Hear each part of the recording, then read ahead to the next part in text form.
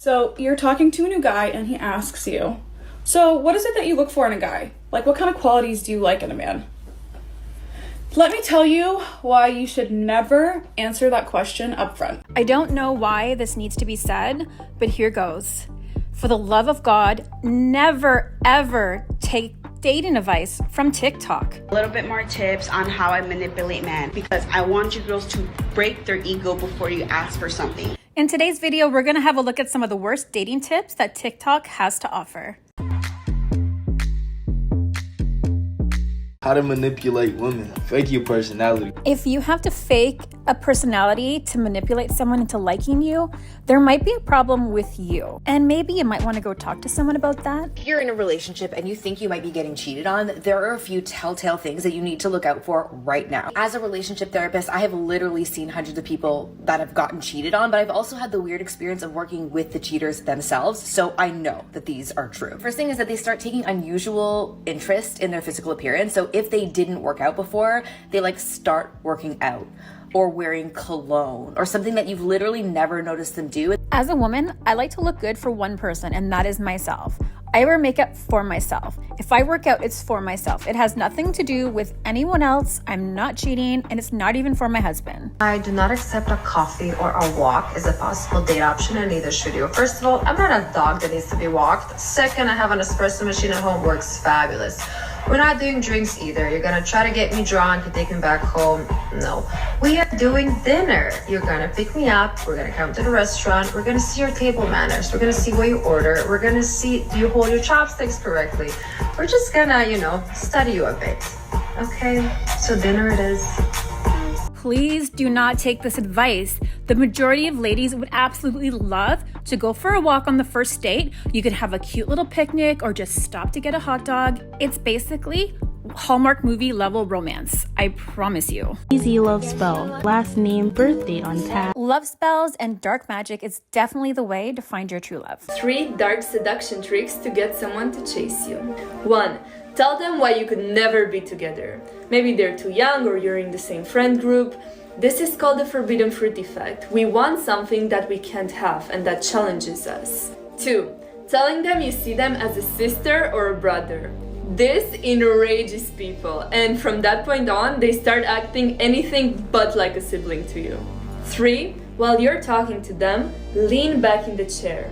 This sends a subconscious signal to them that they need to work harder for your attention. Again, why are we trying to manipulate somebody into liking us? This is something that you would do in elementary school. In the long run, this type of behavior is just gonna make you look like an asshole. And who wants to date an asshole? All right, little tip for the boys right here. If you're on a dating app, first of all, I suggest Hinge because the girls are way better on there. But if you're on a dating app and you want to level up your fucking profile, put some energy into it. Put something funny, okay? Don't look like a douchebag the whole time. It's okay to look like a douchebag a little bit, but add some humor to it. So here's an example. I'm exposing myself right now because I'm trying to help you guys out. Here's an example of my audio message on there. One of the biggest green flags I look for in a girl is definitely when she can... Yo, grandma, get back in your cage right now. It is not time to eat yet. Right? That's something that catches someone's attention. It's obviously a joke, but it's funny. Here's another thing right here. I take pride in having more self-control with girls at the club than I do with a basket of bread at the table. Okay? It's funny. So you have to add some humor in there. You have to make your account look standout-ish because everybody else looks the same. Yes, girls love humor. His audio message was just a little embarrassing. I had a great date over the weekend. It's Wednesday now and you haven't heard from him. What do? You hold a funeral for him, so just go and get some nice flowers and maybe invite a friend over and just lay him to rest, because if he hasn't texted you from the weekend, from Saturday, and it's Wednesday, he is dead to us, and that's okay, because there's another Brad or Chad right around the corner. Or maybe they took dating advice off TikTok and someone told them to not text someone back for a week. Manipulate them into liking you more.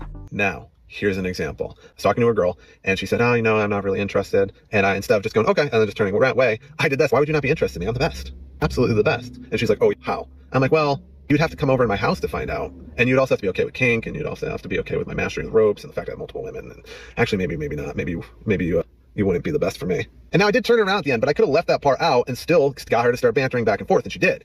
She started going back and forth with me, and I started building attraction in that because now I had sidestepped her fucking rejection. Granted, keep in mind, I didn't force it. I didn't say, no, you're no. I just played into her a little game. I knew she was playing with me a little bit, or just kind of disengaging, and I gave her a little bit of fun. You want to know what I did with her later? Oh God, this guy is full of the most awful advice. If anybody rejects you, just turn around, walk away, move on. Nobody wants to be pestered by someone they just said no to. As a man, you need to hear this.